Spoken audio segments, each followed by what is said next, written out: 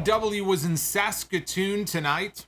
In fact, they were in the very same building that Bret Hart won his first WWE Championship. It was 31 years ago against Ric Flair in that very building. So a lot of wrestling history in that venue.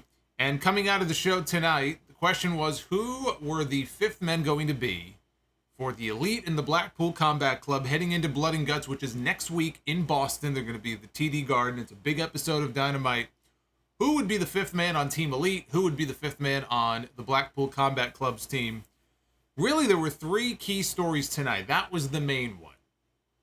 And if you've been paying attention, it should not have been difficult to figure out who the fifth man was going to be for the Elite. Kenny Omega all but told us last week at the end of Rampage in a segment teasing the fact that there was somebody coming who cared about the Elite and cared about AEW and cared about professional wrestling. It was an old friend of his, and in fact, it turned out to be KOTA IBUSHI. Ibushi is coming. We might get to see Murder Ibushi in Blood and Guts next week. Murder Ibushi is a very scary individual. So KOTA Ibushi was, that was a shoo-in on the babyface side. The bigger question was, who was going to take the fifth spot on the heel side? And there were a lot of names being thrown around. I threw Chris Jericho out there as a possibility last week. Some people thought maybe it would be Evil Uno or somebody from the Dark Order, God forbid. Even Tony Khan was teasing the possibility on Twitter. He was trying to convince Chris Hero to jump in and take the spot. But it was none of the above.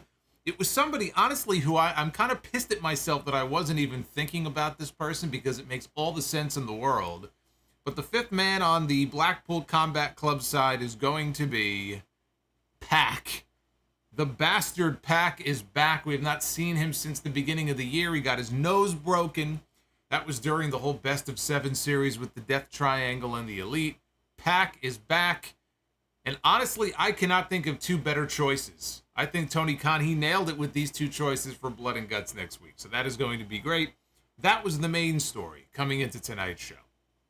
The other story involves the reigning AEW World Champion MJF and his newfound alliance with Adam Cole. Their little bromance has developed. They've become buddies, the odd couple. They won again tonight. They have advanced to the finals of this blind eliminator tag team tournament. We got another skit with them that we're going to be talking about as they try to bond even further and cement their friendship. And the other story involved Chris Jericho, who is still contemplating the offer from Don Callis to join Don Callis' family. And Don Callis came out to talk to Jericho about that tonight. Some of the members of Jericho's own crew now questioning whether or not there's a future for the Jericho Appreciation Society. So they have a few different stories that are going on right now that were furthered tonight on a show that honestly passed by very quickly. This was a show that actually breezed by. It did not feel like 2 hours. It was an easy watch. The other thing that also took place tonight was the semifinal match, the final semifinal. Well, actually, not the final semifinal. The first semifinal match in the Owen Hart Women's Tournament. The other one was pushed back to Rampage this Friday with Willow and Athena. But tonight it was Ruby Soho and Skye Blue. We now know one of the participants in the finals coming up on Collision this weekend, and also 18-year-old Nick Wayne is all Elite. Nick Wayne made his debut tonight against Swerve Strickland in what ended up being the main event, final match on the show. And he had a hell of a showing. I will tell you that I was getting Sean Waltman vibes from Nick Wayne, from his appearance and the way he works and coming out there, the scrappy underdog. And that is by no means a bad thing, but he had a very impressive showing in the ring tonight with Swerve Strickland. So we are going to talk about all that on what I thought was an enjoyable episode of Dynamite. Not perfect, but an enjoyable episode all the same. I am the Solomonster, and this is your AEW Dynamite review for Wednesday, July 12, 2023. I am melting here in New York. I'm sure, and most people, wherever you may be here in the continental U.S., are probably also feeling the heat as we are here in New York. So I do have I relented. I said, I can't turn the AC off. I was going to turn the AC off like I usually do. It's on. If you hear anything, especially on the audio version, I'm sorry. But I was not going to get through this stream without having the AC on. Even with the AC on, it's not all that great in here. But anyway, fucking hot. But it's summer, right? It's supposed to be hot. Like and subscribe. 400 likes is the goal tonight for Be the Booker. I have made changes to Be the Booker. I have rebooted Be the Booker. I made changes to the men's and women's Be the Booker. Took out some faces, added some new ones in.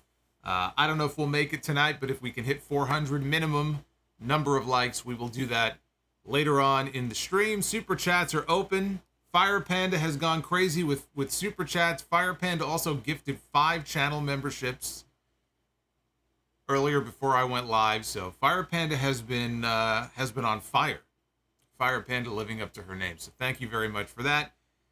And I've gotten so many questions about this. People have been asking me, when are you going to do it? When are you going to do it? Well, I got some news for everybody who has been waiting for the debut installment of Sound Off Gamer Fight Forever Edition. You will not have to wait much longer, because the first installment of Sound Off Gamer, with me playing AEW Fight Forever, drops tomorrow, Thursday, right here on the YouTube channel.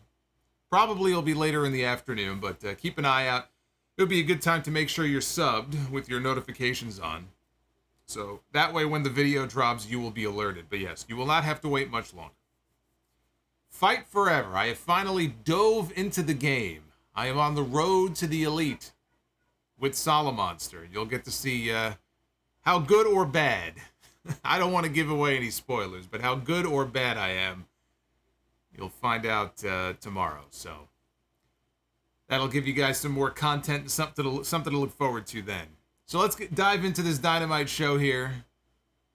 Dynamite opened with a first-time ever match between Chris Jericho and Komander. Kind of random, but okay. Oh, look what just popped up on screen. There's a visual for you. Hulk Hogan half naked on a wrecking ball. Who was that? Bobbert Reviews with a $15 super chat. He says, just curious about the new super chat. Hope it doesn't kill the cat. I don't think it killed the cat. I do think it probably killed a few eyeballs there. But Bobbert, thank you for that. Chris Jericho and Komander. Now, if you've seen Komander or his matches with Vikingo and Ring of Honor, you know how this guy uses the top rope as a springboard to do all kinds of wacky moves. And it was more of the same here in this match. But on a Phoenix Splash attempt from the top rope at one point, not even in the corner, but he was doing he did a Phoenix Splash off the top rope, kind of like midway in the ring. Jericho was down. He had a wonky landing, and I think what was supposed to happen here is I think Jericho was supposed to catch him with a code breaker on the way down.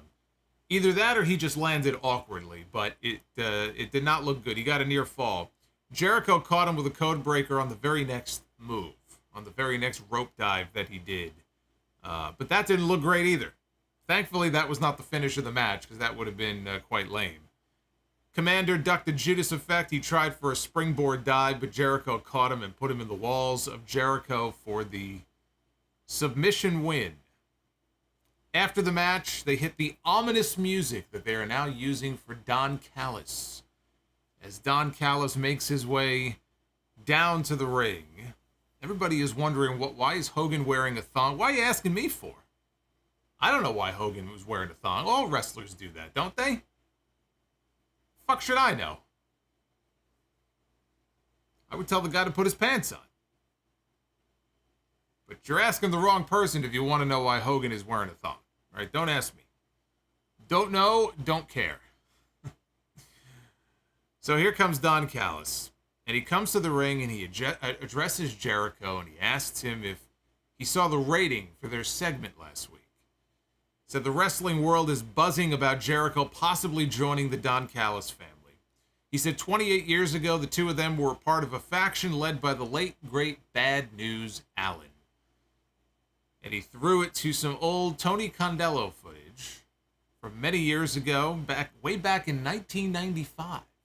Tony Condello was a Winnipeg wrestling promoter. There was a promotion in Winnipeg, based out of Winnipeg, called IWA. And so I believe that's what this footage was from. And it was basically just Jericho in the ring. Bad News Allin was in the ring as well. And Don Callis, who actually had a full head of hair. And they were doing some sort of promo segment, talking on the mic. We couldn't really make out everything that they were saying. But Jericho and Callis were reminiscing, standing in the ring, watching the old footage. Jericho said it's funny that he still has all of his own hair, and Callis does not. Jericho then remembered Bad News telling him that he and Callis should always stick together. Callis said that Allin told him the same thing.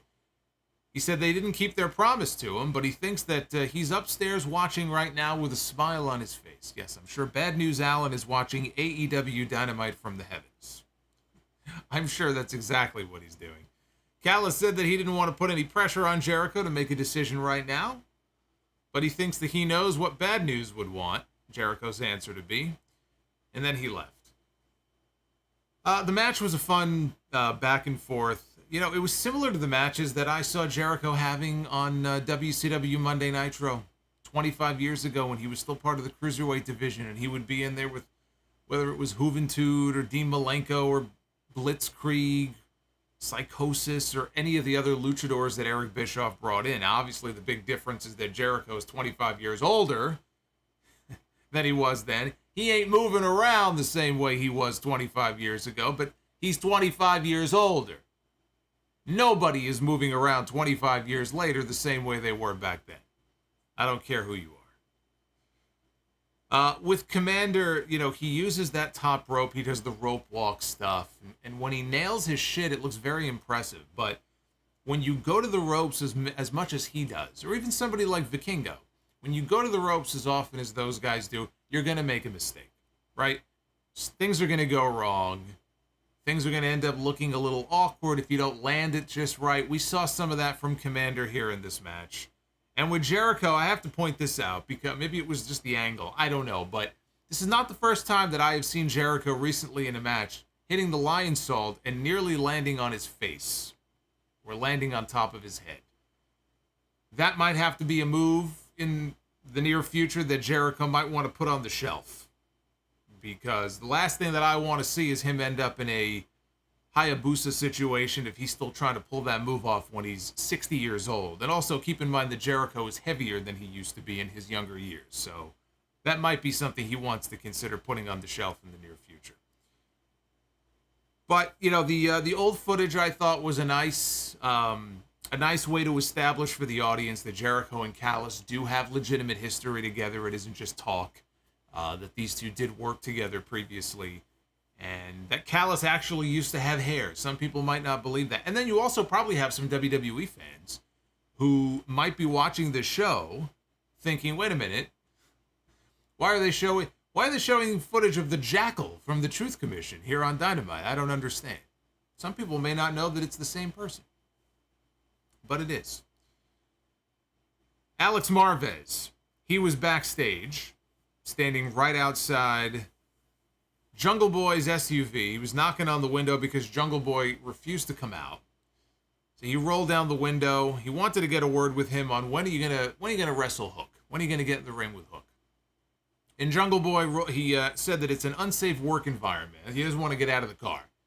He gets out of the car, bad things happen. Well, bad things happen in the car because he heard a commotion. He turned around, and apparently Hook had gotten into the car on the other side. So Jungle Boy quickly scrambled out of the car to get away. Hook grabbed a hold of him through the window. Jungle Boy popped him with a forearm, and he escaped. He managed to get away. Hook climbs out of the car. He looks directly into the camera, and he says, "Keep running, Perry." And that was all we got this week from Jungle Boy and Hook. So this basically was a carbon copy of what we got last week, with Jungle Boy running away in a very quick segment. There was no real forward movement. We didn't really... I guess we got 2 words or 3 words from Hook. That was the big development this week, but basically this was just a carbon copy of last week. You know, they're trying to stall. I don't know, maybe they don't want to do the match until Wembley. Maybe they're saving the match for All In. That's still a long ways to go, though. You know, today's July 12th. That show is still 6 or 7 weeks away. I think 6 weeks. So I don't know how many more of these segments we're going to get, but we didn't really get anything new from these two, unfortunately. But fortunately, we did get something new from MJF and Adam Cole. Now, I very much enjoyed their segment last week. at the gym, working out together, sharing some bonding time. We got some more bonding time here between the two. They were out somewhere at a bar downing shots. MJF was grilling Cole, how come you're not wearing the new shirt? Because Cole's wearing, he's wearing a dress shirt at the bar. MJF has their new t-shirt on, the one that says better than you, baby. He's got his Burberry scarf around his neck. He wants to know, where's the shirt? Where's the shirt that I gave you? So Cole claims that he lost the shirt. All of a sudden, 4 beautiful young women come walking by. They look at them, hey boys, right? They say hello. MJF tells Cole, 2 for me, 2 for you. And Adam Cole says, no. He goes, I'm very happy with Britt. He's very happy with Britt Baker. And MJF says, all right, 4 for me. And he walks over to the women and he invites them to come with him to the banya. And it's funny because years ago I was invited to a banya and I declined. I wasn't really sure what it was. I was a little uncomfortable. I said, nah, I'm gonna skip out on this. But from what I understand, it's actually a very fun experience. It's basically a Russian steam bath. So off to the banya he went with his women. Later on, they cut to MJF returning to the bar. He was zipping up his pants. He said the maximum ride is spent. Cole says, that's disgusting. You can't say stuff like that. And then he confessed that, look, Max, I didn't actually lose the t-shirt. But he said he would put it on if MJF agreed to do something. And all of a sudden, from the bar, they cut to a shot of, I guess what looked like Adam Cole's hotel room. They were sitting on the couch playing AEW Fight Forever. This was me earlier today. So they're sitting on the couch playing video games. MJF is appalled by this. He tells him, there's no way I'm playing video games like some boring virgin weeboo nerd. And I took that personally. On the day that I recorded the first Fight Forever Sound Off Gamer video, MJF says he's not going to play games like some boring virgin weeboo nerd. That hurts. That hurts. None of the above, but that still hurts. So then all of a sudden Adam Cole tells him that he was in the game. You're actually in the game, dude. And not for nothing, but your stats are pretty good. And once he told him that, all of a sudden MJF got very interested. So after playing some of the game, he admitted, video games, they're more fun. They're more fun when you play with a friend.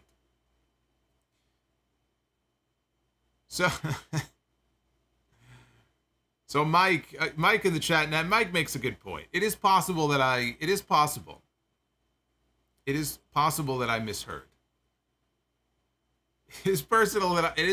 that I misheard what MJF told the women about I thought he said banya like they were leaving the bar. Across the street, there was an actual banya, and then he came back to the bar and he zipped up his pants. And you actually make a very good point. Probably what he said or what he meant was they were going to the bathroom. They're just very different than a banya. Those are 2 totally different things. He may have just said banyo, basically like the banyo. I know what banyo is. Yes. Okay, so you're right. I just figured, he's going to go to the bathroom with 4 women. How big is that bathroom? Leave the bar, man. Take a lift. Go to an actual banyo, man. Get the steam going. Right? Wouldn't that be a better place to go? I'm gonna assume they went to an actual Russian steam bath, just because I think that makes more sense. But you may be right. He may have just gone to the bathroom. My God. Talk about white trash. All right. So anyway, now that we've cleared that up. Mike, it's fine. You don't have to apologize. It's fine. I think you're probably right, by the way. But anyway. So MJF admits, he goes, this is actually more fun when you're playing with a friend. And Cole asked him, you've never played a online multiplayer game before? And MJF said that he didn't have very many friends for that. So Cole told him, hey, pause the game. Pause the game. And he admitted that when they were forced to be a tag team, he had every intention of blindsiding MJF. And MJF started laughing, said, dude, I was going to do the same thing to you. So Cole told MJF, you know what, Max? You're pretty cool. And MJF asked him, do you really mean that? And Cole said, yes, I do. And MJF told him that you're cool too. He said, you know what? You and I, let's go ahead and win those AEW tag team titles. So then they won the tag team titles in the video game, and they shared a very slow motion high five to end the segment. Tony Schiavone said that those were 4 minutes of his life that he can never get back. But Tony Schiavone is just a miserable prick anyway, so we could just ignore what he has to say. This was so cheesy. This was so cheesy, I loved it. I loved it. I loved it. I could watch these segments for months. I don't think that they can get enough material out of this for months. I mean, they could if they tried. And I know it's not going to last that much longer, but for however long this continues to go on for, I love it. I just love the odd couple pairing between the two of them. And also, it's just something so different than what we're used to seeing from MJF. They want you so badly to believe that he's being genuine, but he's such a dick that at no point yet have I actually felt like he's being genuine, right? It still feels like just one big put on to me. But we haven't seen him, play this role before. Basically, this role of, I mean, I can't say babyface, I guess, because he's still acting like an asshole, but it's a breath of fresh air just because he's out of his element here, and people are digging it. Crowds are reacting to it. People are enjoying it. I say just, keep this going. Keep this going for another month. Keep this going for another 5 or 6 weeks until we get to Wembley. And then this goes wherever it's going to go. Because you got 2 big shows coming up within a week of each other. You got All In, you got All Out. And there's no way we're not getting a match between MJF and Adam Cole on one of those 2 shows. So enjoy it while it lasts, because this ain't going to be happening for that much longer. But I enjoyed it.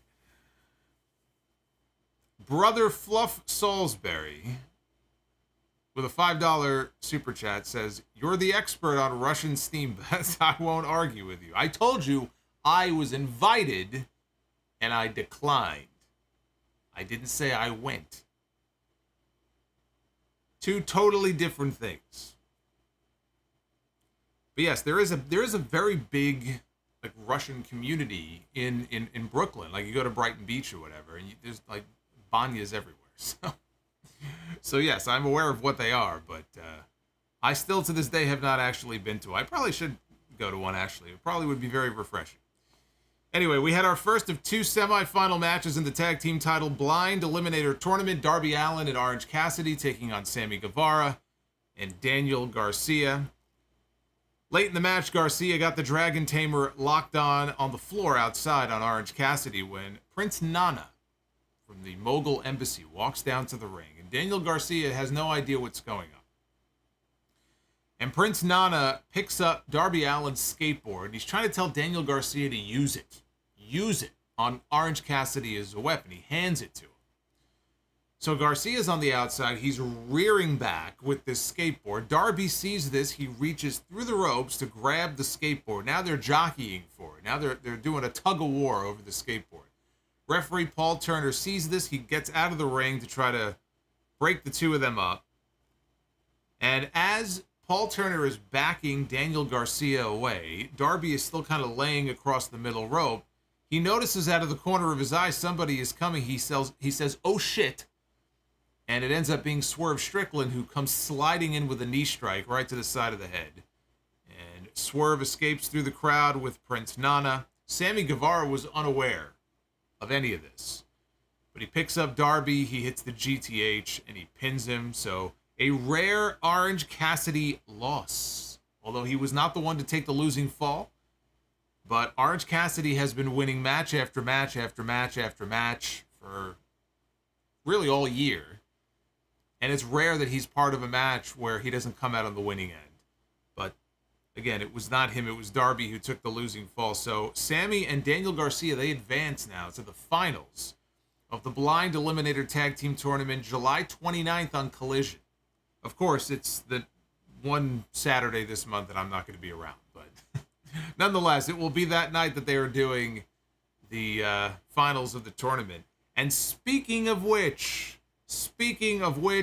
holy shit, they got the brackets up on screen. I couldn't believe it. How many weeks are we into this fucking tournament? We finally got the brackets. There, the tournament's almost over, but we finally got the brackets. There it is on your screen. Sammy Guevara and Daniel Garcia.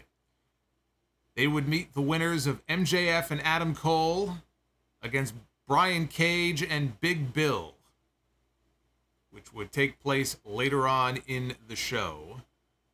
And look, Swerve costing them the match, it gave Darby a reason to get involved in Swerve's match with Nick Wayne later in the show. Darby and Orange Cassidy going to the finals against Cole and MJF, that would have been a bigger match. But I don't think they wanted any baby faces on the other side of Cole and MJF, so I get it. I get it. I'm not surprised that Sammy and Garcia are going to the finals. Speaking of Nick Wayne, we got a great video package here. This is one of those, things that we need more of on the show, I think, as far as personality profile, especially when you're bringing somebody new in. Sometimes we'll get very quick, 30-second, quick highlight reel of somebody big coming into the company, but there's a lot of people who have no idea who this kid is. Not everybody follows independent wrestling. Not everybody watches GCW or Defy Wrestling. They don't know who Nick Wayne is. Nick who? They have no idea. They probably don't know, in some cases, who Buddy Wayne is, because Buddy Wayne was more, I think, of a well-known name in the Pacific Northwest on the independent scene.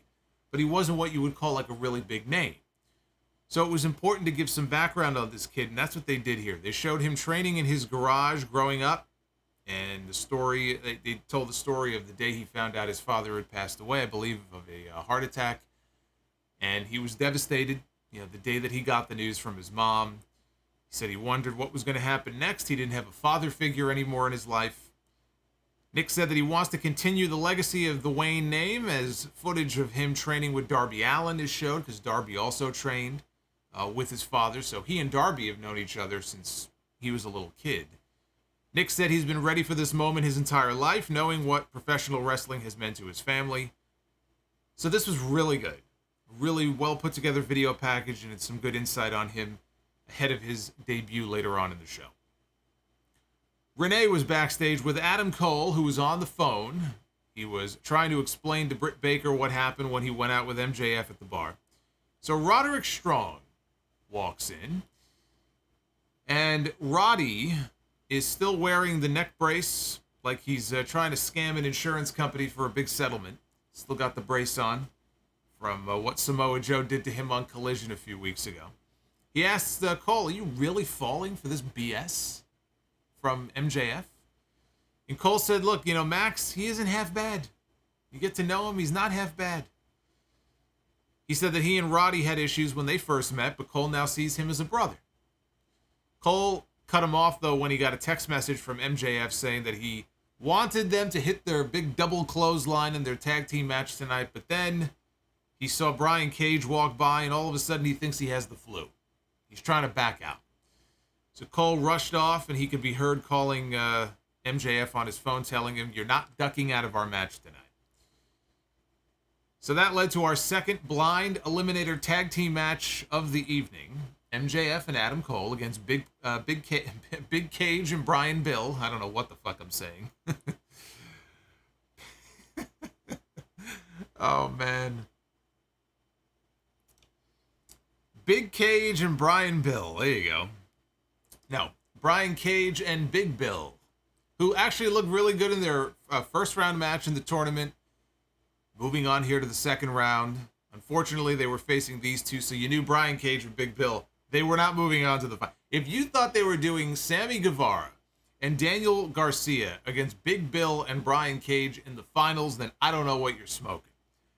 But the finish of the earlier match should have been a dead giveaway about what the finish to this match was going to be. So Cole took his jacket off. He revealed the Better Than You Bebe t-shirt. See? So he promised. He promised he would put the t-shirt on. That's exactly what he did. MJF got the crowd to chant for a body slam. He got them to chant body slam. And he tried for a body slam on Big Bill. And that didn't happen. Cole and Cage, they tagged into the match and they took turns doing push-ups. And Adam Cole actually did more push-ups than Brian Cage did, which pissed off Brian Cage. So MJF and Big Bill tag back in. There was a lot of comedy here early in the match. I could see people, not liking that, but because I'm liking what they're doing with these two, I thought it was, the comic relief here in the first half of the match was fine. It gave way to what we got later on, which was pretty fun, I thought, in the second half of the match. So again, MJF and Bill tagged back in. MJF tried another body slam attempt, and again, he failed. And this time, Big Bill punted MJF in the ribs, kept him isolated during the commercial break. Bill ripped off MJF's shirt, and he started wiping his ass with it. And the camera slowly panned, and you could see Adam Cole, standing on the apron behind Big Bill, was getting visibly angry. Like, you don't fuck with the t-shirt, right? So he's getting pissed off. It also fired up MJF, who finally hit the body slam. He slammed Big Bill, and the crowd erupted like Hogan slamming Andre at the Silverdome. If the Silverdome had 3,000 people in it, instead of the supposed 93,000 people. But people popped huge for a body slam. See? Basic shit. Basic shit. He had the crowd from the beginning chanting for a body slam. He tried, he failed. He tried again, he failed. He slowly built up to a body slam, and he almost blew the roof off the place. See, he doesn't have to go in there and kill himself. He knows what he's doing. MJF got the hot tag to Adam Cole. Cole and MJF, they both yelled at the same time for the double clothesline that MJF wanted to do. Cage, though, put the brakes on after they shot him into the ropes. He held on, and then Cole and MJF turned around, and Big Bill gave them his own double clothesline and took both men down. Cole and MJF, though, they escaped the double chokeslam attempt with a pair of super kicks.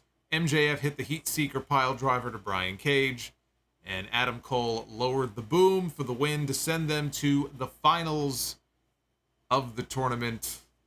After the match was over, MJF put over their new t-shirt on shopaew.com. Cole said that it was story time with Adam Cole.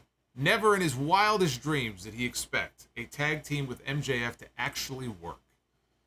But he has high expectations about winning the tournament and winning the tag team titles. If they stay on the same page, Cole made a promise to everybody. He promised that they are looking at the new AEW Tag Team Champions. And Cole and MJF, they hit the go-home line together, saying, "We're better than you, baby." They, at that point, cut to a shot of Roderick Strong in the back watching on a screen, and he didn't look very happy about what he was seeing. So again, the first half of this was played up for mostly comedy. It built to the body slam spot, which should not have gotten over as much as it did, but it worked. And it's fun watching these two work together as a cohesive unit.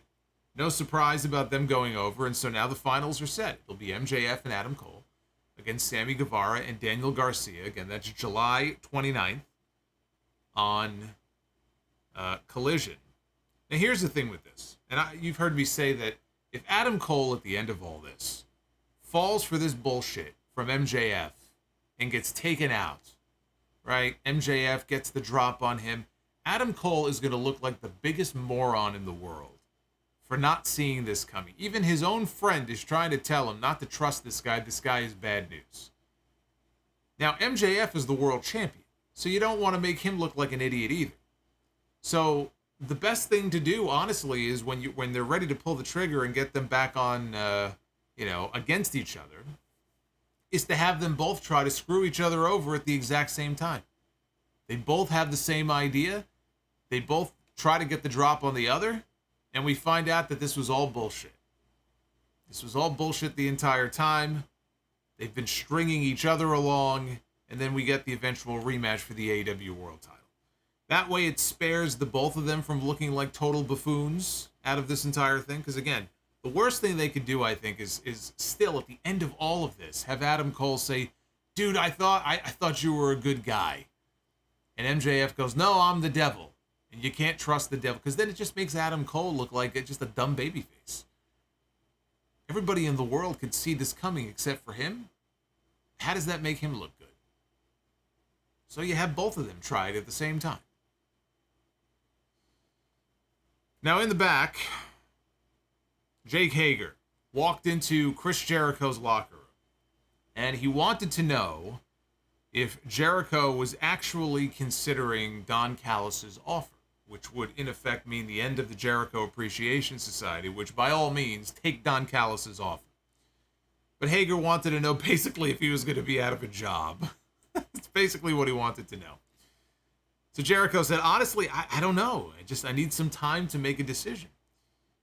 And Hager pulled off his stupid purple bucket hat, and he got serious. And he said he deserves to know. He said years ago he saved Jericho's life in Abu Dhabi, which Jericho has told that story before. And 4 years ago, Jericho brought Hager into AEW. He said he had an undefeated career in MMA when Jericho brought him into the company and into his faction. And until he can be straight with him, he can't give him 100. He can't give him 100%. So he handed the bucket hat to Jericho and he walked off. To which I say, don't let the door hit you on the way out. I really don't care where Jake Hager ends up, if he's going to be, doing stuff on a Rampage or whatever. I'm over the whole Jericho Appreciation Society stuff. Hager was part of the Inner Circle. It's played out. To me, Hager, take it or leave it, I don't really give a shit. So, hey, if he wants to walk off into the sunset and go do something else, by all means, because I'm over it. So we had Ruby Soho, one-on-one with Skye Blue in an Owen Hart tournament semifinal match. Tony Storm ran distraction early on, as the Outcasts always do in these matches, but it didn't work. Skye Blue went crazy with super kicks, took out everybody before dropping Ruby face first on the edge of the apron. Tony Storm then tossed Skye Blue into the ring steps, and the referee saw it, but instead of disqualifying Ruby Soho, which would be the sensible thing to do, the referee ejected Tony Storm and Saraya from ringside and sent them to the back. Ruby then took advantage here. She drove Skye Blue knee first into the ring steps and yelled that the Owen Hart trophy would be hers.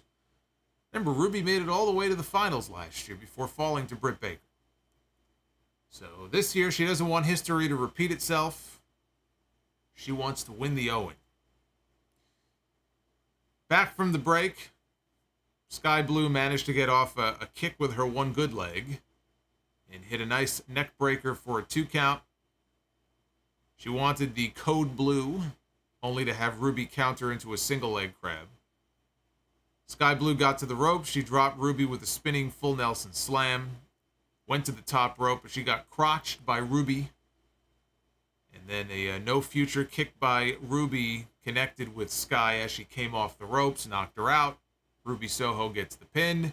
And Ruby Soho is going to the finals. Going to the finals of the Women's Owen Hart Tournament. The winner of Athena and Willow Nightingale this Friday on Rampage, assuming Willow gets cleared from whatever the injury was that delayed the match. And by the way, I assume they're taping it tonight, so she has to be cleared. Loves Gunther, the Magnificent. All hail Gunther. Oh, we got a double shout out coming here. Hey, Elijah just gifted 5 channel memberships. Elijah pulled a Lady Fire Panda.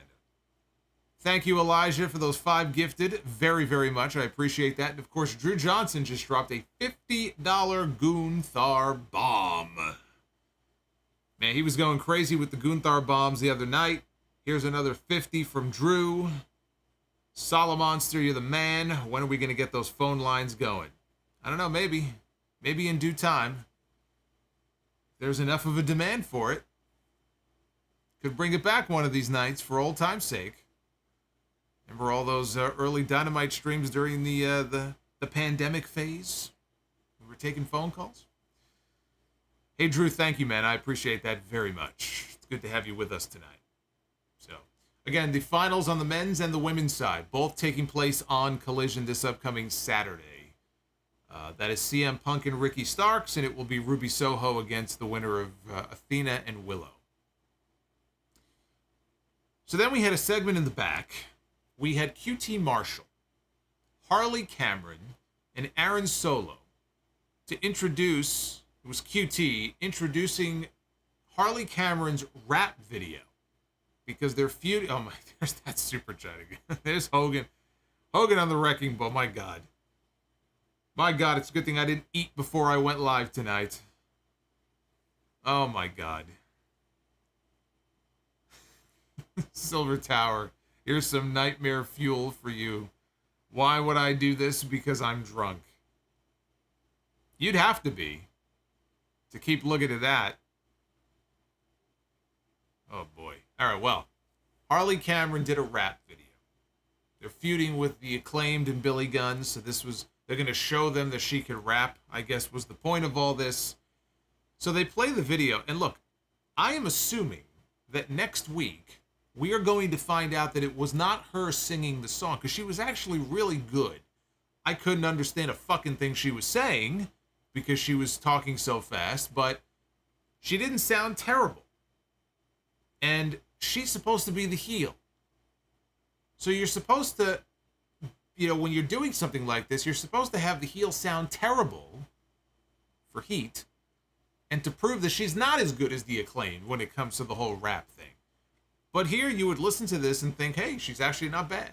So I assume we're going to come to find out that it was somebody else and she was lip syncing to the song. Otherwise, I'm not really sure what the fuck the point of this was. She's just to prove that she can sing as well as the Acclaimed or better. This has Jeff Jarrett with my baby tonight written all over it. And I wish I could care about this, but yeah, I really don't. So now we had the debut of Nick Wayne. 18-year-old Nick Wayne. This kid just turned 18 years old on Monday. 18 years old on Monday, making his debut here on Dynamite against Swerve Strickland. This was not the first rodeo for these two men. They've had two matches previously, both for Defy Wrestling out of Seattle. Darby Allin walked out with Nick Wayne before letting him head to the ring alone. And we got a shot of Nick's mother, who was in the crowd, ringside, watching on. We had a fast opening sequence between these two, led to a series of counters. It led to a stalemate, both men getting applause from the crowd.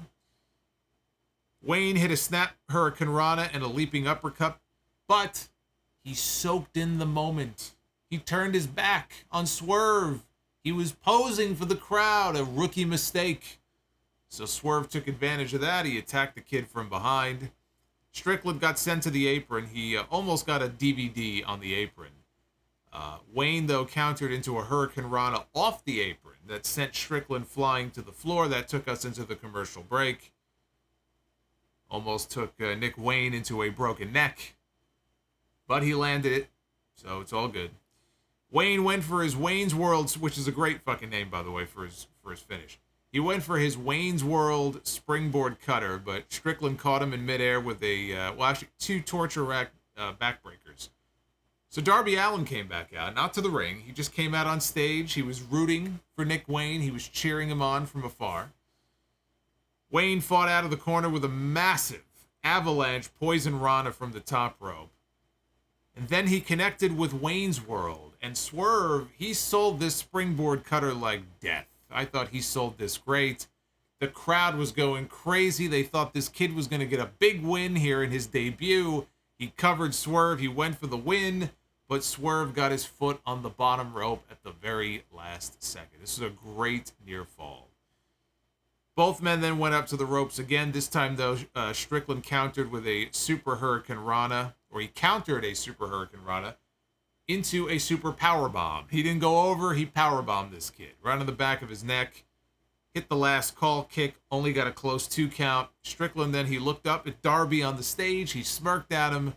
And then he snapped Nick's arm like he was Pentagon from Lucha Underground. And Nick is selling it. He's telling the referee like his arm might be broken. And then he hit the JML driver for the win. Darby came down to the ring after the match to check on Nick. Strickland, he was staring down Nick's mom in the crowd as he left the ring. This was a very good match. A lot of fun. I enjoyed this. The future is bright for young Nick Wayne. Not everybody has seen him in the ring before. I've seen some of his matches. I've seen some of his work. He's been in GCW. So I knew that this kid was very good. But, wrestling on the independents or wrestling in front of, a few hundred people is very different than being live on TBS against Swerve Strickland on Dynamite. Now, it helped that he and Swerve have history together. They've worked together before. They're probably comfortable with each other. They know each other's moves. But still, you know, under the bright lights on live television, you never know how somebody is going to react. And he did great. He did great. He held his own in there.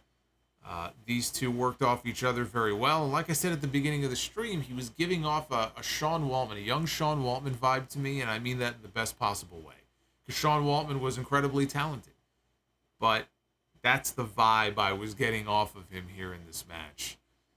But this is a great debut. And the other thing I liked about this, I was very happy that they resisted beating Swerve. Now, normally I would say, you know, you don't beat somebody in their debut, right? Kid's 18 years old. He's 18 years old. If he signed with WWE, he'd be in NXT right now, right? They would come up with some ridiculous name for him, but he would be in NXT just starting out. He's very young. He's very young. He doesn't have the level of experience that a Swerve Strickland has. Swerve is somebody who should be winning more often on television. And frankly, it would have been very predictable and very lame because he got involved in Darby's match. So, of course, here comes Darby, and Darby is going to cost him the match, and Nick Wayne is going to get a fluke win in his debut. I'm glad they resisted the temptation to do that. Nick Wayne looked great in his debut. Even though he didn't win, people aren't going to care about that. They're going to remember that he hung in there with Swerve Strickland. He had that great near fall. And it's also smart, I think, to link him and Darby up because Darby is one of the biggest baby faces in the company. And so maybe some of that can rub off on Nick Wayne. But I'm glad that Swerve got the win. So I think it worked out well for everybody involved. And look at this, Swerve Strickland getting a main event match. Technically, he got the main event here on Dynamite. It wasn't the last segment, but he got the main event here on Dynamite. Now we just got to get that Swerve Keith Lee singles match. Maybe in 6 months we'll get that match. He would be NXT Pac if he joined NXT. Now, they'd come up with like another real, like a regular name for him, but it would be something very lame. You know, they'd call him I don't know, Xavier Klondike or something. I don't know, some bullshit like that. But then we got to the final segment of the show. Don Callis coming back out to his spooky music, coming out to his ominous theme. Down to the ring, he was going to make the announcement of who the fifth member was in the upcoming Blood and Guts match for the Blackpool Combat Club. Callis said that Kenny Omega and the Elite deserve what's coming to them at Blood and Guts, called Kenny a coward and a punk. Omega then walked to the ring, but he was attacked by Jon Moxley and Konosuke Takeshita in the aisleway, and he tried to fight them off when all of a sudden, somebody nailed Kenny Omega in the back of the head from behind, and we see that it is Pac. It is the bastard Pac. For the first time since January, he has been missing from AEW television. And Pac was the one attacking Kenny Omega from behind. Again, this is the first time since he got his nose broken. It's part of that best of 7 series that we have seen him. He joined Moxley and Takeshita in the ring in the assault on Omega. Pac got on the mic and he said Omega shattered his nose bone and stole his championship, that being the Trios title. And he said that the amazing Gunther. He said that Gunther is amazing. Jerry Lawler loves Gunther, the Magnificent.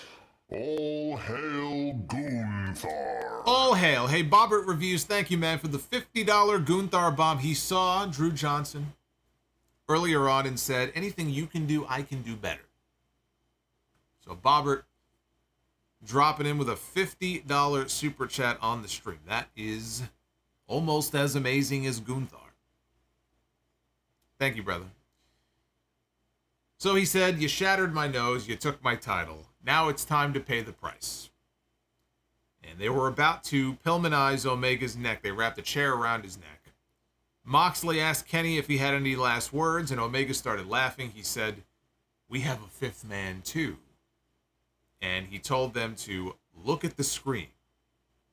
So the lights went out, and people cheered, because initially I think they thought that the fifth man was there, but he was not there. Instead, the lights went out so they could cut to a video.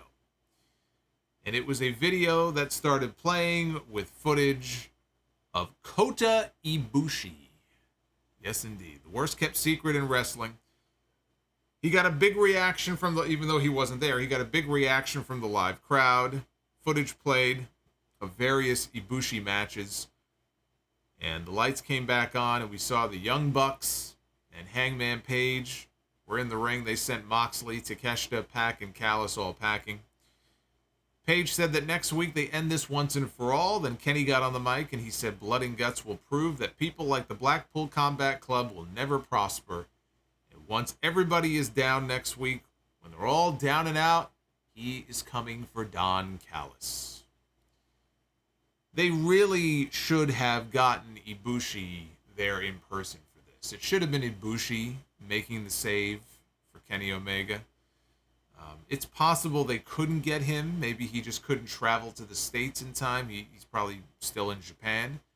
So if it was some sort of travel issue or he had another booking and he couldn't come to the States, then I understand that. But if he was available and it was just the creative that they didn't want to debut him this week, they wanted to wait for Blood and Guts. You didn't have to wait for Blood and Guts, right? You could have debuted him tonight and saved the first match for next week.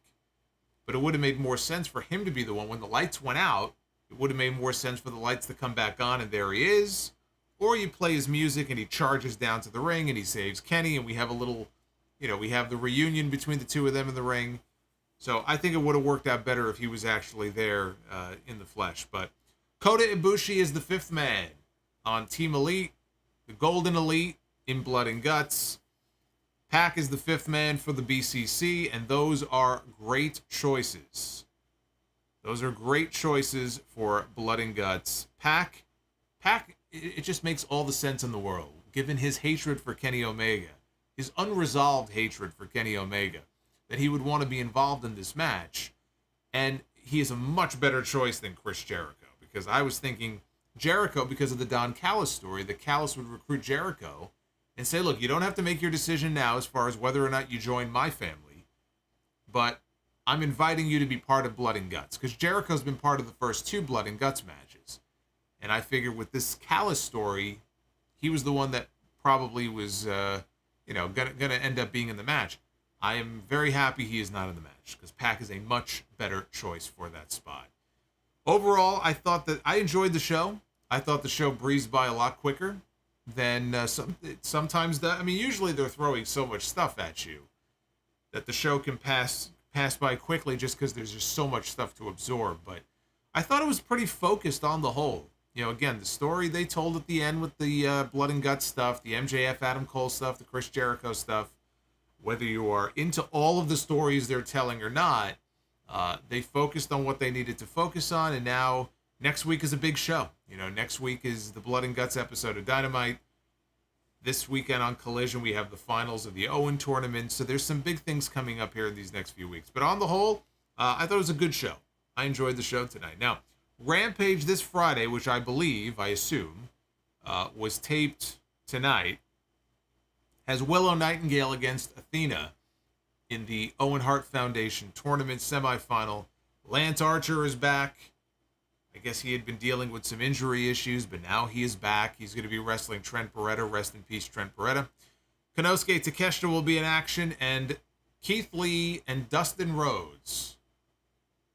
Naturally Limitless is their team name, so they're still a team. Going to take on Matt Menard and Angelo Parker. Collision on Saturday has FTR defending the AEW Tag Team Championships against Switchblade Jay White and Juice Robinson. That is going to be a best 2 out of 3 falls match. And if you missed the match they had on Collision this past weekend, then you owe it to yourself to go back. If you are a professional wrestling fan, you need to go back and watch that match. It was an incredible tag team match they had on Saturday. They gave them a ton of time, 28 minutes worth. One of the best tag team matches that I have seen in a very long time. And so now they're going to run it back again for the titles, and this time it's 2 out of 3 falls.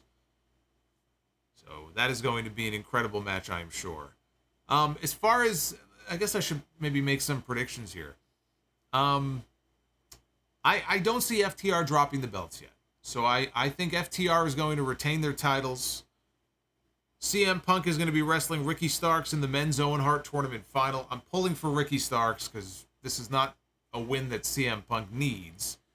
I do think that with the story they're telling with Punk, you know, pin me or submit me if you want to win the title I'm carrying around in this red bag. And then he goes and loses to Ricky Starks. You could do it. You could do it. And then Ricky Starks could say, look, I have a claim now to that championship that's in your bag. You could do Starks and Punk, run it back at a big show coming up. Maybe Wembley. You know, I don't know if that's a big enough match in the eyes of Tony Khan for CM Punk on that show, but I'm hoping and predicting a Ricky Starks win on Saturday. The women's final, I think, is as long as she's cleared, I think Willow beats Athena. I think Willow and Ruby in the finals with Willow winning. And these were my picks from day one.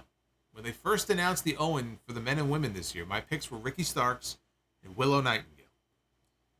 I thought it was going to be Joe and Starks in the final with Punk costing Joe the match, but same thing either way. I still think Ricky Starks is going to get the win on the men's side, Willow on the women's side. Now, they're doing a third hour on Saturday. Not of Collision, but they're doing Battle of the Belt 7. And oddly enough, we have a tag team championship match on Collision, not on the show called Battle of the Belts. The only match they have announced so far for Battle of the Belts is Luchasaurus defending the TNT title against Shawn Spears. Shawn Spears, who hasn't even been around. And that's the only match they've announced. It is so obvious that show, it's an obligation they have to Warner Brothers Discovery. I mean, they put the minimum amount of effort in it. You know, when they signed, part of the contract were these quarterly specials. They're a waste. They're a waste. Now, I don't know what I'm doing yet. I was going to watch live and probably go live on Saturday after Collision. I'm still leaning towards doing that. I think what I may end up doing is watch Collision go live at 10:15 and just ignore Battle of the Belts. I'm not watching all 3 hours and then going live. So I will keep you guys posted. But if I do go live, I'm watching Collision. I'm not watching Battle of the Belts. Dynamite next week. The only thing announced is the only thing that really matters, which is Blood and Guts.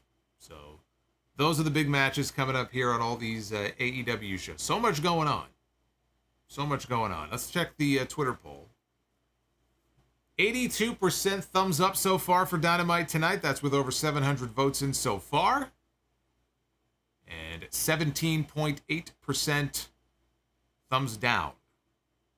So a pretty overwhelmingly positive score here so far for Dynamite. Go ahead and vote at Solomonster. That's where you can go to vote in these polls as always. I know you guys are well aware of that. You guys are good about that sort of thing. So hop on there and let me know what you thought of the show tonight. Let us go ahead and check out your Super Chats. I want to know what you guys thought of this show tonight. What did you think of Dynamite? What do you think about Blood and Guts? Who's going over in Blood and Guts next week? Who's going over in the Owen Hart finals? Lay some of those predictions on me. Hey, Fire Panda, I want to thank Fire Panda first, because Fire Panda has been early on was just doling out Super Chats like they were going out of style. And gifting membership, so thank you very much. I don't know what this means, by the way. What was that? The bite of 87. I have no idea what that means, but thank you for the super chat. Also, another $21 super chat here from Fire Panda. Bray Wyatt returns and takes the U.S. title off of Austin Theory. Does this work or not work for you, brother? That does not work for me, brother. It should be LA Knight, not Bray Wyatt. What does Bray Wyatt need the U.S. title? That does not work for me. HBKC83, do you think the old WCW over-the-top disqualification rule has a place in today's wrestling? No. No, it would never work. It would never work, and it would make for some very boring matches. I mean, it might cut down on some of the diving and some of the crazy moves, but it's far more negative than it is positive. It would not work. Oz and Glorious, Tony Khan, if you see this, please stop trying to make Disco Garcia happen in any iteration. Also, thanks for making QT semi-tolerable, thanks to Harley Cameron. A Harley Cameron fan here? That's right. Yeah, Hurricane makes a good point. The over-the-top rule, that was a Bill Watts rule, right? Yeah, that didn't work 30 years ago. What makes you think it's going to work today? Josiah Ball, just wondering, when is the next Sound Off Gamer? Tomorrow. First AEW Fight Forever impressions. I actually wish I would have given more feedback on the actual game. I give some feedback. It's mostly me just playing it and then starting Road to the Elite, but probably as I go along and I play more of it, I'll give more thoughts and impressions on the game. But my initial impressions of the game and my initial gameplay, you can find it tomorrow on the channel, so keep an eye out for it. We're still 40 likes away from Be the Booker. I don't know if we're going to make it or not, but 40 likes will get us there. Lady Fire Panda says, rest in peace to Mantar. Yes, indeed. Mike Halleck, 55 years old, passed away. I believe he had type 2 diabetes. That may have played a role in his passing, so either way, 55 is far too young. Linklex, Battle of the Belts, the one event each year where the AEW World Champion gets the night off. The one event? They usually do like 2 or 3 of these every year. When was the last time they even had an AEW World title match on a Battle of the Belts special? Have they ever had one? Oz and Glory is the power of love and friendship. Let's fucking go, Solomon. Someone is very excited, I see, for Kota Ibushi to be in AEW. Oz and Glorious also says, great to see the always excellent Swerve wreck Nick Wayne. Kid got more of a build-up than most of the Forbidden Door card. Why? Well, because unlike the people at Forbidden Door, he's actually signed a contract. He's all elite. Thomas Kallela with the $5 super chat. I know Money in the Bank was last week, but why wasn't Corey Graves calling the pay-per-view with Michael Cole? Not sure if you said why. I assume because they were in the UK and they wanted Wade Barrett on the show, or Wade Barrett asked to be on the show. I assume it was the UK connection. Lady Fire Panda with another $21 super chat. Even though the wrestling disagrees and fights about a lot of things, I assume you mean wrestling community. I think we can all agree on this. You could be the biggest wrestling fan or the hardest gangster. You listen to and love Adele. Well, there you go. That is from Fire Panda. Fire Panda is a huge Adele fan. Rollin' in the Deep is Lady Fire Panda. Also said there's a typo. It's supposed to say the wrestling community, not the wrestling. Yes, I literally just figured that out. Rodimus Prime with the 10 spot. Pac and Kota Ibushi in blood and guts. Can't wait for next week. Let's do this. I can't wait to get Kota Ibushi against Pac in blood and guts. Just that one showdown alone. It's going to be great. Bobbert Reviews with a $15 super chat. Just curious, this was his ringing in the new Hogan Wrecking Ball super chat that I think wrecked all of our nights. Uncanny EXP. Pac's return was unexpected, but welcome. Next week is going to be wild. Also found the MJF and Adam Cole segment funny as hell. That is comedy done right. So Joey in the chat checked all 6 Battle of the Belt specials and no title. See, I don't know about that. I thought there was a TNT title change on one of them. Maybe you're right. Just double check that. I could have sworn there was a title change on one of those shows. He says there have been no title changes on any of the 6 Battle of the Belt specials.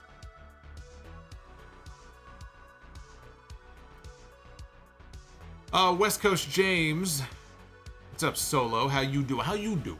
I'm doing good. Shout out to I Smoke a Lot of Weed for mentioning my town of Canoga Park from the Raw live stream. I don't know if he's with us tonight. He might be off taking care of business, but He did mention Canoga Park the other night. Brother Fluff Salisbury. I read that one earlier. Thank you again. Andres Castillo with a $10 super chat. Hey, yo. Solomonster, always enjoy the streams, especially when I'm at work. With today being my birthday, because I can get... today being my birthday, can I get a shout out with a Vince Russo bro at the end? Well, happy birthday to Andres. It is his birthday today, bro. Bro, I hope you have a happy birthday, bro. I got a great idea for you, bro. You pop out of a birthday cake for your debut, bro. You got nothing on but a Speedo. I got a great gimmick for you, bro. There you go. Happy birthday, Andres. Tuxedo T Servo, thank you for the 5. Old Dirty Sausage. Who do you think will turn on who? MJF turning on Cole or Cole turning on MJF? I think they try to turn on each other at the exact same time. That way, they're both spared the embarrassment of falling for the other. So I think they try to turn on each other at the same time.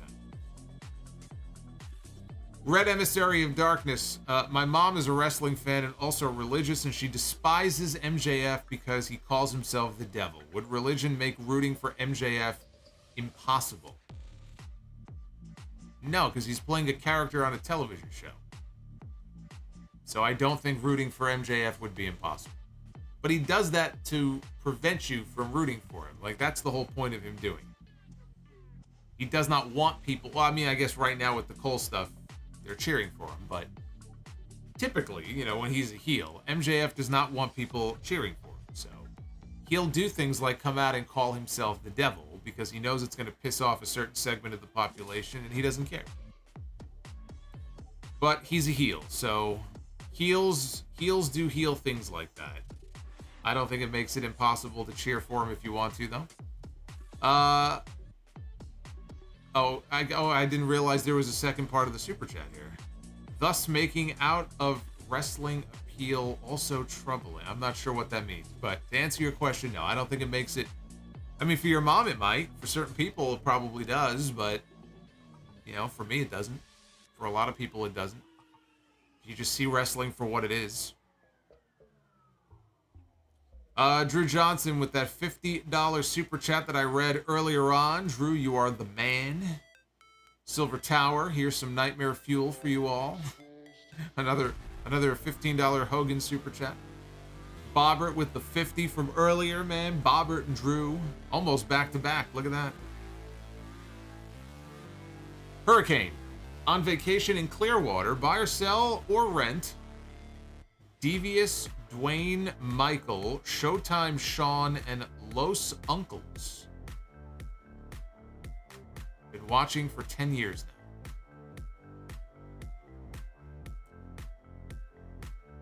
Devious, Dwayne, Michael, Showtime, Sean, and Los Uncles.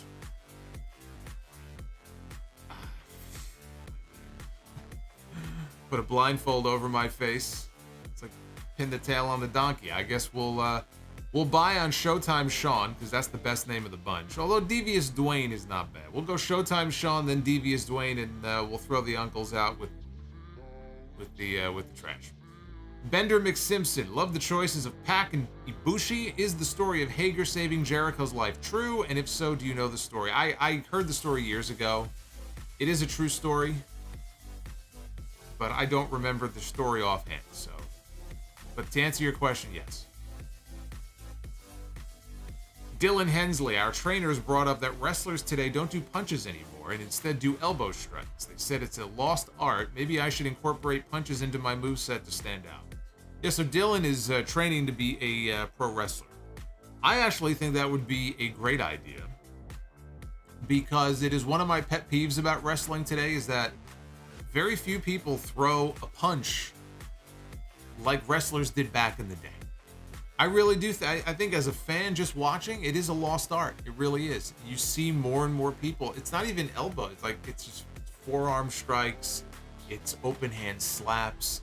And that's fine if you want to incorporate that into your arsenal, but there's a lot of guys who don't know how to throw a fucking punch. You know, I mean, I think back, who threw great punches in wrestling? And I think back to Scott Hall threw an incredible punch. Jerry Lawler may have thrown the best punch I've ever seen. The best work punch in wrestling. Scott Hall, Jerry Lawler, Bret Hart, Steve Austin. And there's a bunch of other people too. But I think today it is a lost art. So yeah, find somebody who knows how, who can teach you how to throw a really good work punch, and then just work at it and practice at it, and it probably will help you stand out more, because there just aren't very many of them, very many wrestlers who do that anymore. Yeah, Bliss fan Jeff Jarrett. Jeff's another one. Jeff Jarrett throws a very good punch. Hey, OJ said he is just tuning in. So, yeah, I mean, on the list of great work punches, Brett, Scott Hall, Lawler, Austin, they're all on there. I would not put John Cena on there. I would not put John Cena on there. But, Jazz Jackrabbit, heard your last stream. Your next creator wrestler, Solo Spice Monster, where the only spice permitted is black pepper and the only sauce allowed is sour cream. Yeah, it's funny you mentioned that. Wait until you watch this episode of Sound Off Gamer tomorrow. I didn't realize that in Fight Forever you can, or as part of your kind of weekly routines, you can go out dining in the different cities that you visit, and you actually go to restaurants and eat to get your energy up. Like, you can work out, you can do promotional appearances, and you eat. Wait until you see the shit that they're feeding me. Funny, actually, coming off what we were talking about the other night. Wait until you see this. Wait until you see this. I'm gonna have to walk around with a fucking box full of Imodium on it. Corey Hogden with the $2. Thank you, Corey. Corey also came in with a 10. Do you think they will start the tag title match on Collision and then say the next two falls will be on I hope not. The next two falls will be on Battle of the Belt. That would piss me off. If they pull, you know what? I'm actually kind of pissed you even said that, because I could definitely see them doing that. I could definitely see them doing that. Yeah, I hope they don't do that. I really hope they don't do that. Chris AXC, Steve Cohen wants to get into wrestling, and he tells you, Steve Cohen's the owner of the Met, and he tells you to book him a 3-match card to show him why he should. All wrestlers at your disposal. Book it. I mean, you're putting me on the spot. What am I supposed? I'm just going to come up with random matches. I can't. I mean, you're asking me to book a card here. It's ridiculous. It's like having me. I'm going to book my card on a napkin or something. All right, you want some matches? Or we're just talking about Ibushi and Pac. Kota Ibushi and Pac, 1-on-1. That's one match I would do. So you do Kota Ibushi against Pac. I think you also want to do... See, those guys would have it covered as far as like a really hard kind of striking match. Then you would have a match like Omega and Ospreay. I would do the third Omega Ospreay match, because you know you're going to get an incredible match out of those two guys. And then I think you want to have a match that has Roman Reigns, who is the biggest name in the business right now. Roman Reigns. Who should we put Roman Reigns against? I don't know. Oh, you know what? Roman Reigns and... I was going to say Gunther, but that's two heels. Roman Reigns and Seth Rollins. Two established stars on the main WWE roster who are going to get big reactions from the crowd. So you got to have a match like that on the card if you want to appeal to the masses. Reigns and Rollins, Omega, Ospreay, Ibushi, and Pac. There you go. There's your 3-match card right there. And I played it safe. I wasn't mixing and matching WWE and AEW. I could have done that, but those 3 matches I think would work well. Ed Swoggle, can't wait to see the new stuff on Be the Booker. We did it. Ah, did we? I haven't even checked. Yes. Yes, we did. The goal was 400. We are now at 411 and climbing. I want to see that number go even higher. So yeah, we will be the Booker here in a little bit. Again, I threw some new faces in there. Oz and Glorious, who does the best elbow drop these days in your opinion? Okada, Matt Jackson, Okada, Matt Jackson, or Kyrie? I know CM Punk's is no bueno. Yeah, CM Punk's elbow drop sucks. Oh boy, it's hard for me to go against Okada, but honestly, the insane elbow from Kyrie is still the best. Gotta go with Kyrie. QB, good job booking it's Tanahashi, not Takahashi. That's a different wrestler. Good job booking Tanahashi against Cardona for House of Glory. Yes, the announcement was made official earlier this evening. Matt Cardona will be defending his House of Glory World Championship at our big high-intensity show August 18th against Hiroshi Tanahashi. There you go. The commissioner, I'm telling you, man, doing big things. Doing big things. Go get your tickets. HOGWrestling.net. Go get your tickets now. Jessica Green, if you could see one singles match and one tag team match between WWE and AEW stars, who would it be? I think Seth Rollins and Kenny Omega would be a pretty badass match as far as singles. And I think as far as tag team, I mean, look, some people would say the Usos and the Young Bucks have been a dream match for many years. And I think that would be a great match. Yeah, there's no doubt about that. I'm trying to stick to actual tag teams. So, one from WWE and one from AEW. I mean, shit, even, Kevin Owens and Sami Zayn against FTR.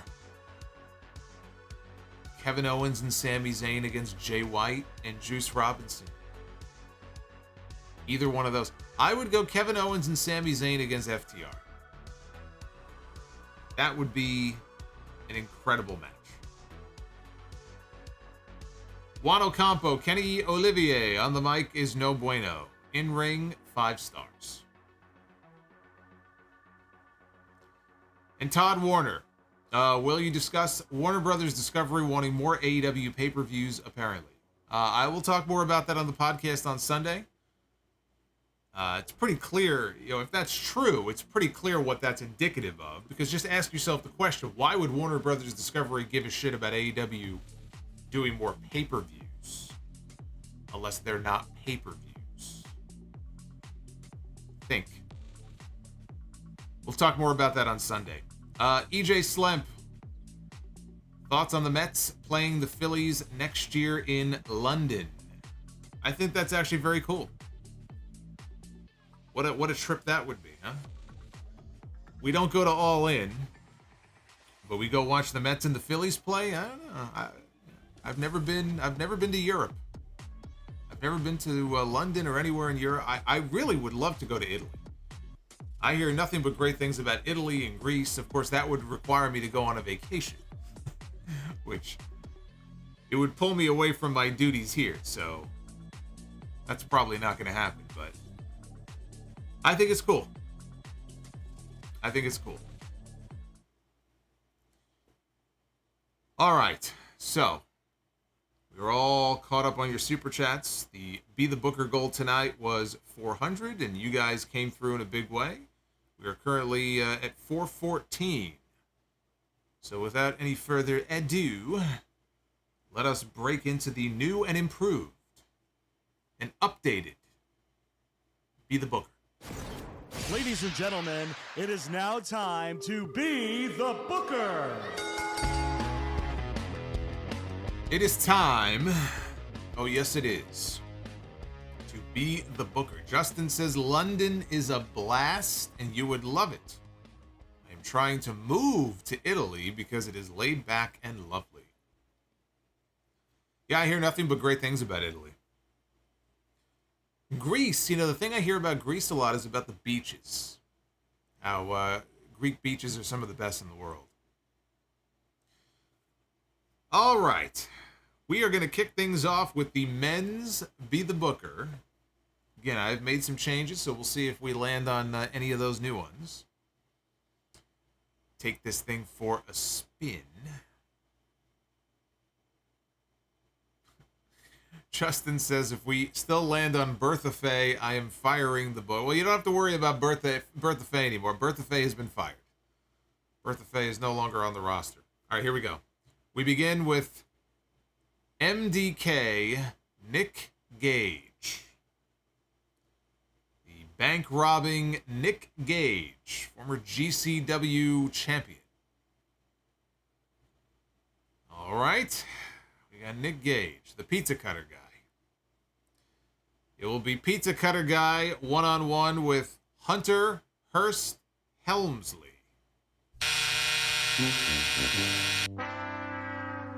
Not a Nick Gage guy. Although that would be mildly amusing, I guess, with Triple H and his old gimmick. Polar opposite of Nick Gage.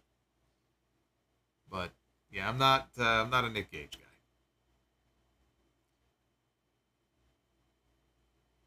So, we didn't land on any of the new ones, but there's always next time. Let's go to the women now.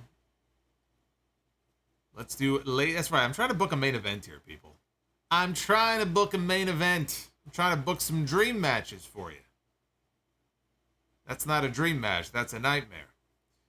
We begin with Raquel Rodriguez, one half of the reigning WWE Women's Tag Team Champions. Likely challenging Rhea Ripley at SummerSlam for her Women's World Heavyweight title. Or I should say Women's World title. Oops, did I say heavyweight? Can't say that about the women's title. You can't call it a heavyweight title. Raquel Rodriguez one-on-one with Alicia Fox. What is going on here? What is happening? What is happening in Be the Booker? Oh, boy. Well, there's no way we can win tonight, but maybe we can end on a high note, maybe? Possibly. Yeah, yikes. Yikes indeed. We begin with Degeneration X, Shawn Michaels, and Triple H, who were never tag team champions, I don't believe. All right. Got some star power, though, that's for sure. We're trying to book a main event. You got two main eventers right there. So let's see. It's going to be DX. Their opponents will be Cactus Jack and Terry Funk. Shawn Michaels and Triple H against Cactus Jack and Terry Funk, and that is a main event. That is how you book your main event. I have salvaged my card. This will actually sell tickets. There you go. I knew in the end I would come through. I had to have some good luck at some point. How's that for a match? Shawn Michaels and Triple H against Mick Foley and Terry Funk.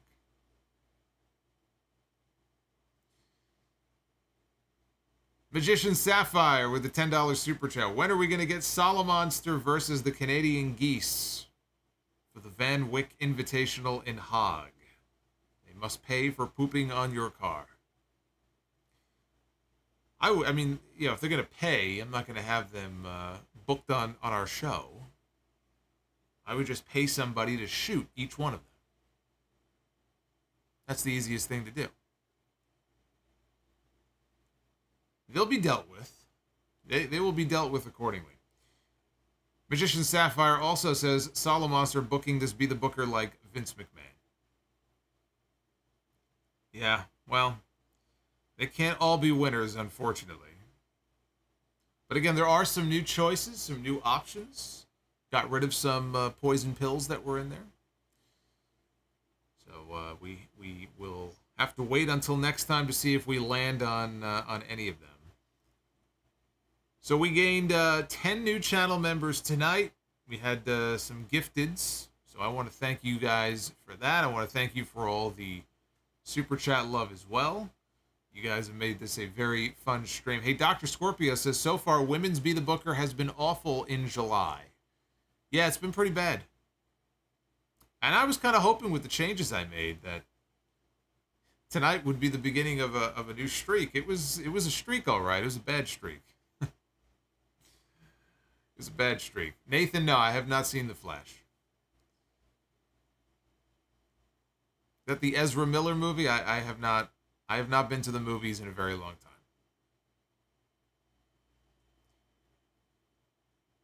time. How do I feel about raccoons? I find them very annoying, very obnoxious.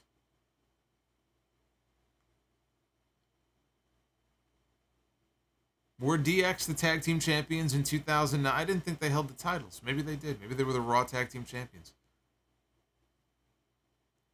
Have we ever landed on Alberto Del Rio and Be the Booker? He had the poop emoji on him. No, we have not. Believe it or not. I've had that in there since day one. We have yet to land on Alberto Del Dipshit, but he is in there. One of these days, you would think there's just the law of averages. We have to land on him. Silver Tower, but Be the Booker did not go 3 for 3 because you gave Nick Gage the buzzer. I gave the men's and the women's matches the buzzer. All right, so DX beat Jericho. I completely forgot about that. Okay, so they were the tag team champions then. I stand corrected.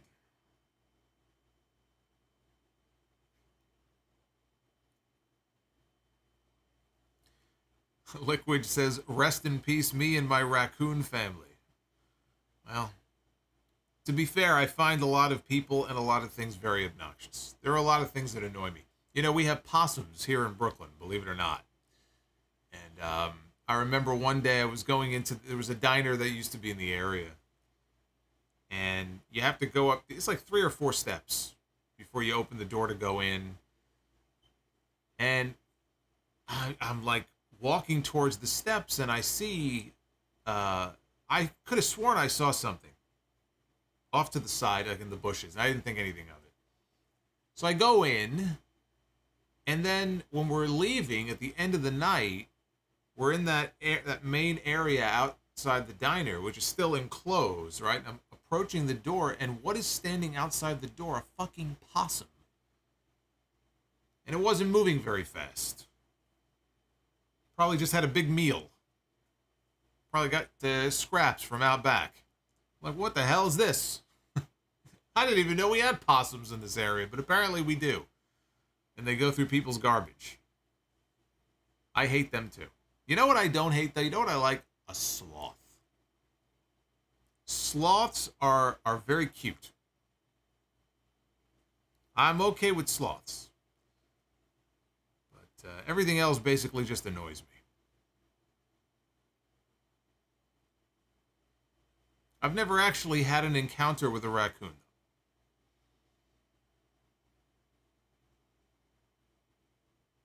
You have them in, Brian says we have them in Queens also.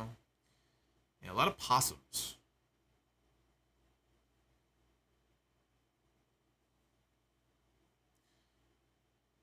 What pay-per-view would I recommend for someone getting into AEW? I mean, they've had some amazing pay-per-views. I feel like All Out from 2020, was it 2021 that had the cage match with the Bucks and the Lucha Bros? You know, All Out 2021, Revolution 2020, even Forbidden Door. I mean, they have had a lot of great pay-per-views. Check out any of those shows, and I think someone who's not into the product would enjoy it. A kid got bit by a beaver here in Georgia.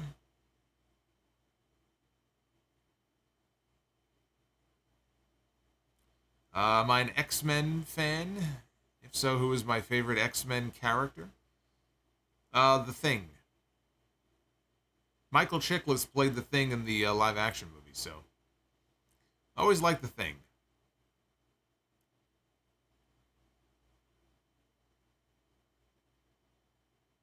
Double or Nothing 2019. You know what? That's an obvious one. I was at that show. That was the first AEW pay-per-view.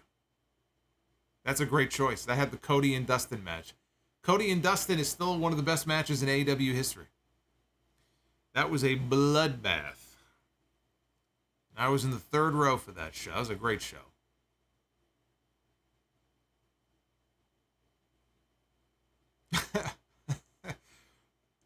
Jessica, thank you for the gifted membership. Wait, I think I was just corrected. Oh, okay. I'm thinking of Fantastic Four. I'm sorry. I stand corrected. I got my Marvel factions mixed up. I am still a fan of the Thing, though. I like the Thing.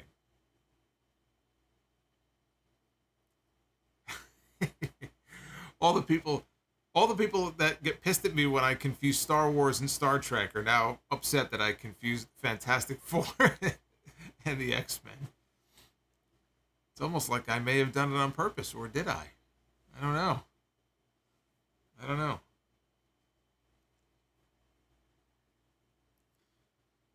I don't know, man.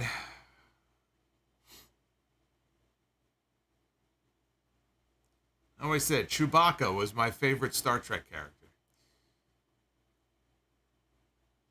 Cody against Dustin is a match that you could easily show a newcomer to wrestling. I would not go that far because there was a lot of blood in that match. So for a newer fan, I don't know if they'll be into all the blood. If they're cool with the blood and the violence, I think they'll love it. If they're not into the blood, though, that match could actually turn them off. Because we're not talking like a little bit of blood. We're talking a lot of blood. Like Dustin, it was ridiculous, the blade job that he did in that match. EJ Slam, PSA, do not mess with wild animals at national parks, especially buffalo. My favorite land animal. If they trample you, it is your fault and not theirs. That's true. That is true. No cap with the $4.99. Solomonster, I think all signs point to Cody winning the Royal Rumble. I want LA Knight all the way. A lot can happen between now and January. I don't see LA Knight winning it. Cody, I think it's Cody or Gunther. I think it's Cody or Gunther because both of them are going to have championship matches at WrestleMania next year. Cody won it this year. I could see Gunther winning the Rumble next year, getting Seth Rollins for the World Heavyweight title, but I could just as easily see Cody going back to back. But I think it's going to end up being one of those two. Juan Ocampo. Solo purposely pissing off Punk fans and now Marvel. It's what I do. It's what I do. As long as I get a reaction out of people, I'm doing my job. It amuses me. It puts a smile on my face. Jay says, you ever going to a WrestleMania or AEW pay-per-view again?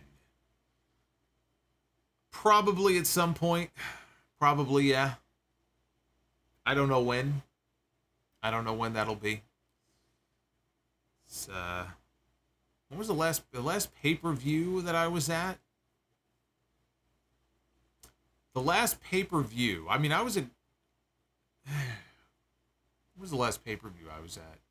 Maybe it was WrestleMania. Maybe it was WrestleMania 35. Has it really been that long? No. WrestleMania 35 was the same year as the first Double or Nothing. It would have been Double or Nothing. I think the Double or Nothing pay-per-view in 2019. That might have been the last pay-per-view I attended. Am I going to see Insidious Red Door? I did not see the first Insidious movie, and I am not going to the movies. So, no. Like, it would take a really great movie to get me to go back to the movies. I don't know what that would be.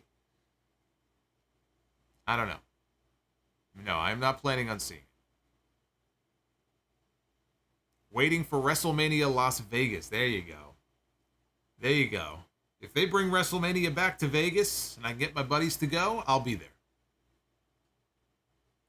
Eric, I had a good day. I had a busy day, but I had a good day. I hope your day was good too. Am I going to Wembley? No, I am not going to Wembley.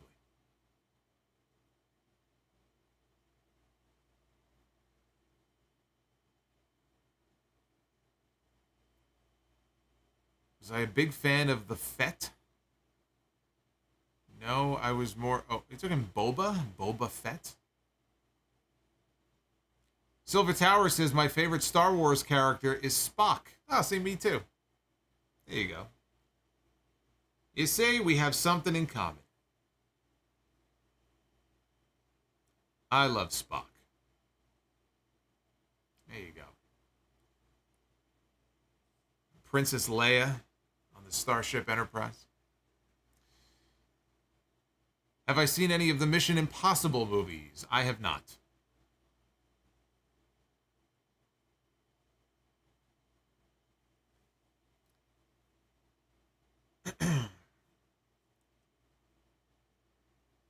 Oppenheimer? Is that a new movie that's out? Oppenheimer? I have no interest.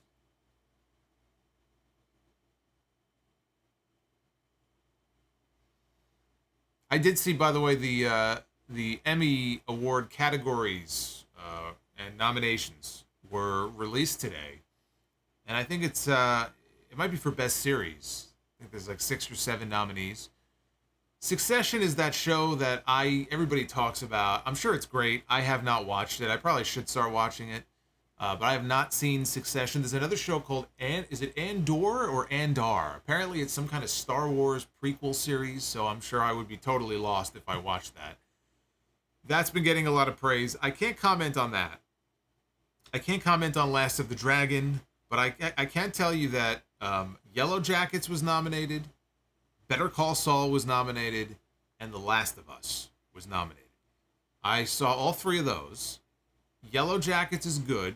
I don't think it's not nearly as great as the other shows. So Yellow Jackets should not win. Now again, I have not seen Succession. Having said that, of the ones that I have seen, Better Call Saul, one of the best shows I've ever seen. The Last of Us, one of the best shows I've ever seen. I fucking love that show. Pedro Pascal, Bella Ramsey, fucking great on that. I love that show. I would love to see The Last of Us win. It may not be the best show in that category. I have not seen them all. But I would love it if The Last of Us or Better Call Saul won. See, it's hard for me because Better Call Saul was so good.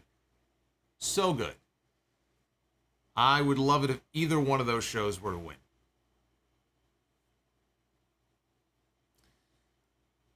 No Cap says, thoughts on Stalker DDP. He had true heat with The Undertaker. Yeah, it was a stupid gimmick. It's a stupid gimmick. It was a stupid idea.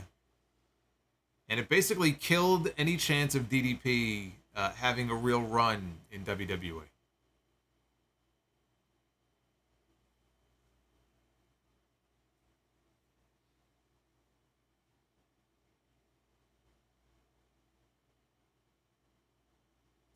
Yeah, again, I've heard this Andor. I've heard about it, people raving about it, but you know, I haven't seen it, and I would assume you have to watch. It's which Star Wars movie is it? Is it Rogue One? I think that you have to watch. I think it's a prequel series to Rogue One specifically, is what I read. So I'm sure I would just be completely lost. I would be totally lost. When are the awards? I don't know. Somebody check on that. I thought that the Emmys, is it September? I don't usually watch the Emmys. I'm definitely going to be paying attention this time, though.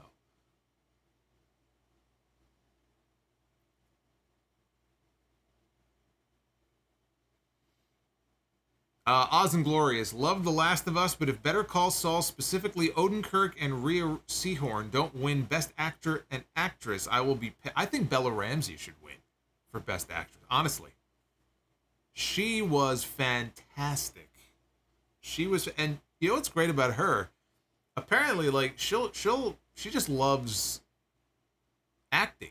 Like, somebody said, hey, it's like a 20-minute free movie on YouTube that has Bella Ramsey in it.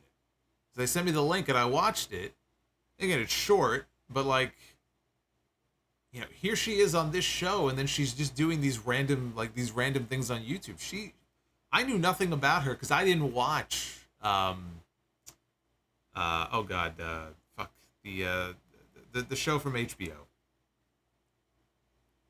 The fuck is that show? What is the show that she was on HBO? I also never watched that show. Oh my god. Somebody help me out here. She was on one of the episodes, or maybe she was part of the cast for some of the seasons on HBO with the dragon. What is the show? Please, thank you. Game of Thrones. It slipped my mind. I didn't see her on Game of Thrones. Like, my first exposure to her was The Last of Us. She is phenomenal. She is phenomenal. Yeah, okay, she's Lady Mormont or whatever on Game of Thrones. She is... I don't want to start getting into, like, spoilers and stuff if people end up watching the show, but that episode, the whole David episode, she was unbelievable. She was incredible. And Pedro Pascal also. Pedro Pascal's great. I have not seen Pedro Pascal as the Mandalorian, but I did see him on the show Narcos. He was great on there. And he's great on this show too.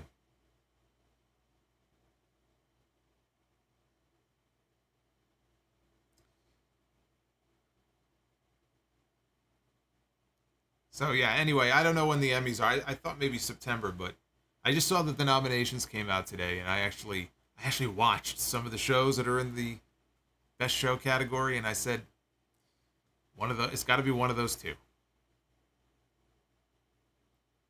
Justin says, congrats, you've sold me on The Last of... Dude, I'm telling you. And I didn't play the game, so you don't need to play the game beforehand or anything like that. Just watch the show. It is great. Conrad W. just became a Sound Off superstar. Look at that. Conrad joining the family. That's right, Pedro was in Game of Thrones also. I wonder if he had any interaction, though, with Bella Ramsey's character on Game of Thrones. That would be kind of funny if they did. Yeah, Narcos and Narcos Mexico. I watched both of them. Both very good.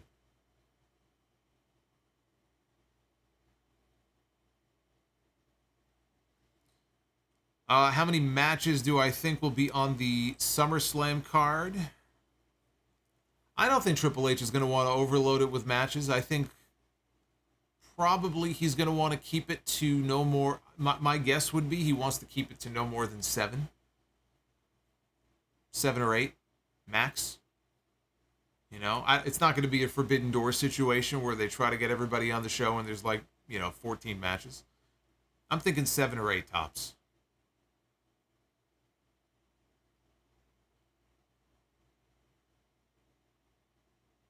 Their characters never met? That's too bad. That would have been kind of funny if their characters had some kind of interaction in Game of Thrones. Squid Game Season 2, yeah. Squid Game. Squid Game is another one of those shows that just, I didn't know what to expect. Everybody was raving about it. I had no idea. I literally thought it was a show about seafood. Okay, that's how fucking stupid I was. I'm like, Squid Game? What the fuck is this? Boy, did I not see that coming. That was a great show, and I know they are... Well, I don't know if they are... Actually, with this writer strike, I'm not sure what they're working on right now. But I know they're working on Season 2. So I'm looking forward to Season 2 of Squid Game.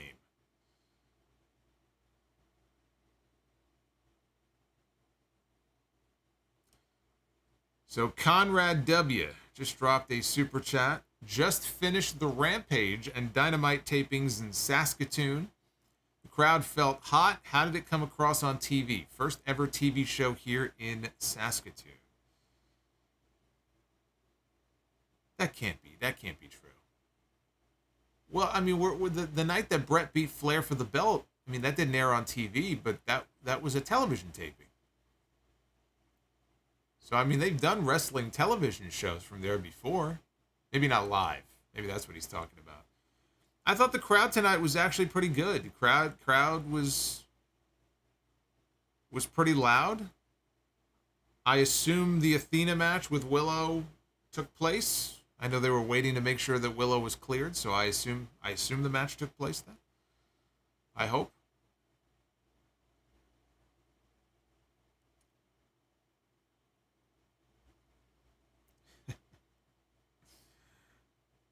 It's true. I thought it was a show about seafood. Yeah, this writer strike, it's going to start to have a real impact on these movies and television shows that are preparing for their next seasons. So it's just going to delay everything. So who the hell knows when any of these shows are going to come back? You'll see by the time The Last of Us comes back, like Bella Ramsey will be like 30 years old. she's going to be like 30. Pedro's going to be like, fuck, I don't know. I don't even know how old he is now, but it's going to be like 65. You got to hurry up and get this shit over with.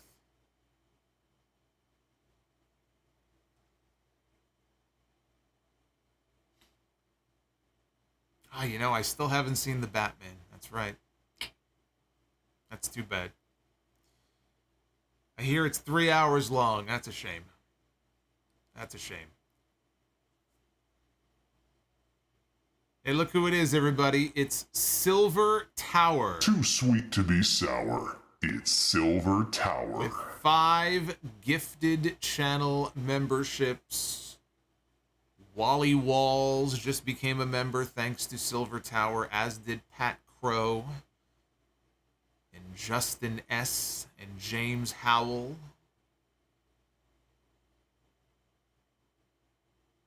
Thank you, Silver Tower.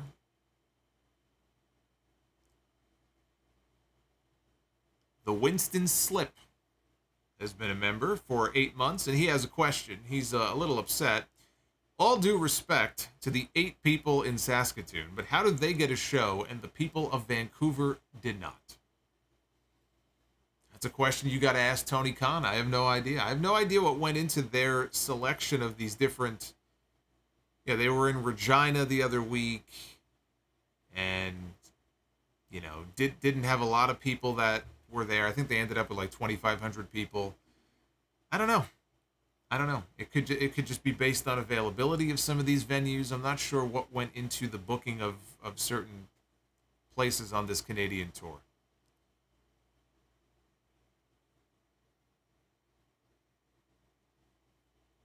I know Vancouver's still waiting for a WrestleMania too. They're going to be waiting for a long time.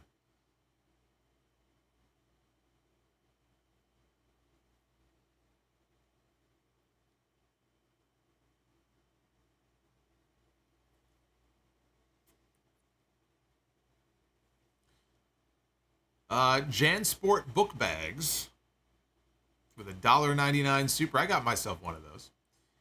$1.99 better match. HBK Kurt Angle or Kenny Omega and Will Ospreay. That's a hell of a first super chat from JanSport book bags. You know, they're different matches. That's the thing. I mean, they're 2 totally different matches. Me personally, I got to go with Shawn Michaels and Kurt Angle, WrestleMania 21. Omega and Ospreay, tremendous match. I'm sure Meltzer, I didn't check the Observer. I don't know what Meltzer, he probably gave it 6 stars, right? Tremendous match. Kurt Angle and Shawn Michaels, I guess Meltzer actually didn't give them 5 stars because I don't think he ever gave a Kurt Angle match 5 stars. But Angle and Michaels was just, it was so good. It was so good. Even Bobby Heenan said at the time, like, it was the best match he had ever seen. Think of all the matches in his career over all those years that he saw. He thought Shawn Michaels and Kurt Angle at WrestleMania 21 was the best match he ever saw. And there's a reason for that. They didn't do as much in the way of flashy stuff and have as many near falls as Omega and Ospreay did, but I still think I would go with Shawn and Kurt. As great as that other match was.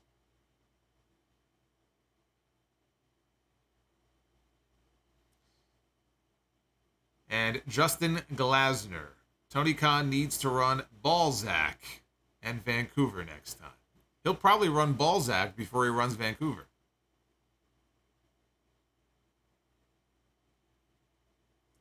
Now, Justin says Meltzer gave Sean and Kurt 4.25 stars, and he browbeat him in person about it. Hey, he gave Shawn Michaels and The Undertaker 4.75 stars for their WrestleMania 25 match. So, to each their own. It's just one man's opinion, right?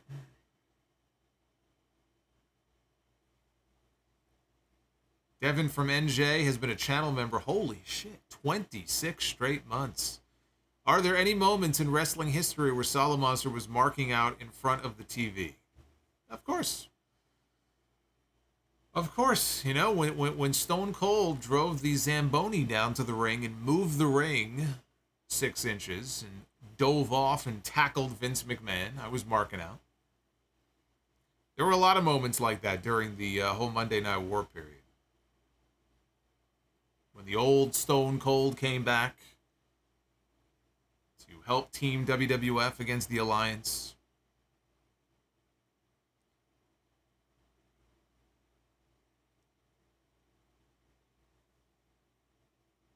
Hulk Hogan versus Rock. Hey, gave Hulk Hogan against The Rock at WrestleMania 18 3 stars. Three or 3.5. Again, teach their own.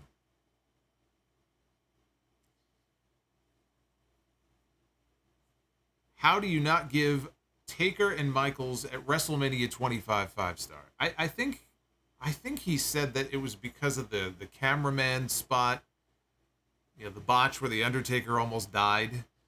I think he deducted 1/4 point for that.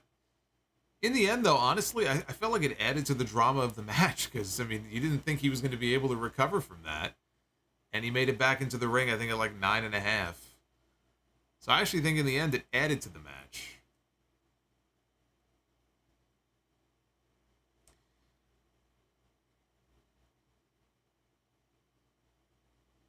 Hey, Mai.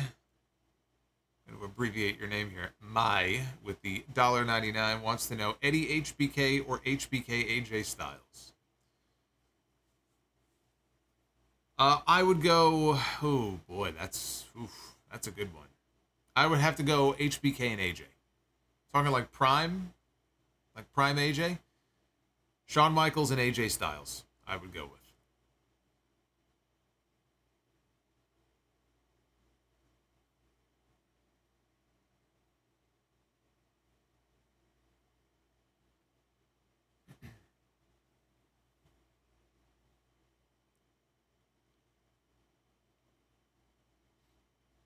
It was more of a spectacle than a technical match when it came to Rock and Hogan. Yeah, no one is mistaking Rock and Hogan for Omega Ospreay, you know, in the ring.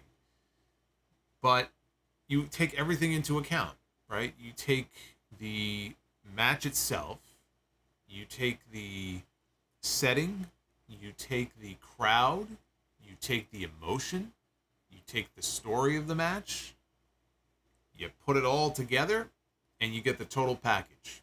And at the Sky Dome that night, it's WrestleMania. You got almost 70,000 people.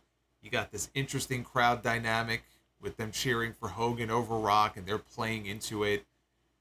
Even though Hogan came into the match as the heel, he kicked out of the Rock bottom. He did the Hulk up, and everybody, including, by the way, if you look on the hard camera, you see Screech.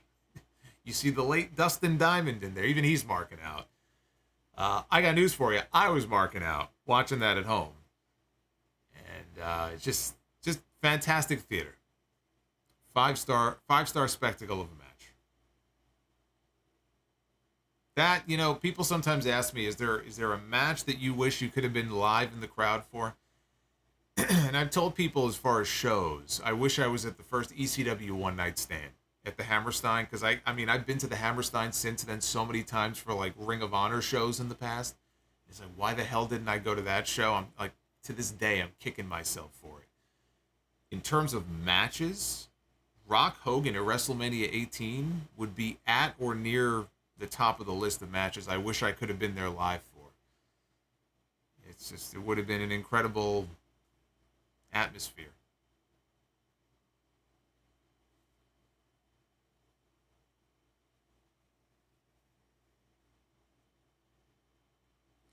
Anyway, this has been fun hanging out with you guys, shooting the shit. Thank you for all of the super chats. Thank you for all of the channel memberships and everybody who gifted. Looks like Thunder Force is going to get the last word here, dropping a $6 super chat. Feels like AJ has just been floundering since the Edge feud. He has been. Now, part of that was the broken ankle, but I think even before the broken ankle, he was just, they didn't have much for him. And even now, they don't seem to have much for him at all. And it's not like he's getting any younger, so it would be nice to see AJ Styles involved in some sort of meaningful program, and I figure, Roman Reigns is going to retain his championship at SummerSlam, and he's going to need new challengers coming out of SummerSlam. Bobby Lashley and AJ Styles should be at the top of that list.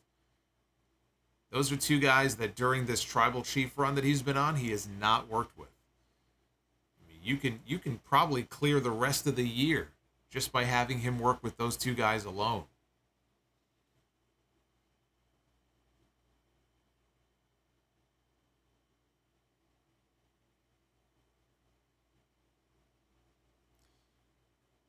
Base Beer is God of Seduction. What kind of finisher would you give LA Knight? Yeah, that blunt force trauma has to go. It just doesn't look good. It doesn't look good, and also it's just going to add more fuel to the fire to the people always copying off The Rock and Stone Cold, because it's almost like a stunner knockoff that he uses as his finish. It just doesn't look good. As far as what finisher I would give to him, I don't know. What finisher would work well for him? Probably some kind of... It's too bad the DDT has been prostituted. I feel like some kind of... something he could hit out of nowhere. Right? It's not going to be the RKO. Something that he can just hit, like Austin could hit the stunner on somebody and people would go nuts. It should be something that he could hit easily and out of nowhere. And he could do it to anybody, no matter how big or small they may be. Just to get that instant pop. Jaden Burks says, Nick Wayne against Christian feud because his dad is sadly dead. I was just thinking about that the other day. When they were hyping up Nick for his debut on Dynamite, the first things I thought about, I could just picture Christian, like his eyes get wide. He's like, ooh, fresh meat. And I thought of Christian Cage. It's like whenever Christian hears about somebody whose father is not around anymore, he instantly perks up, and can't wait to work with that person. It'll probably happen at some point. We'll get Nick Wayne and Christian. Just give it time. All right, I'm going to be live with you guys on Friday night. We'll come back here. We'll talk about SmackDown. Probably we'll be live for Collision, at least Collision. If not Battle of the Belts on Saturday, but if I change my mind on that, I'll let you know. Either way, it's going to get reviewed this weekend, whether it's live, whether it's on the podcast Sunday. But tomorrow, keep an eye out tomorrow. Tomorrow, let me put it up here one more time so you guys know. First impressions of AEW Fight Forever. Episode 1 of Sound Off Gamer for AEW Fight Forever. So that will be dropping on the channel at some point tomorrow afternoon. Keep an eye out for it. It's almost an hour long. I think you guys will enjoy it. Be well. Stay safe. Thank you all.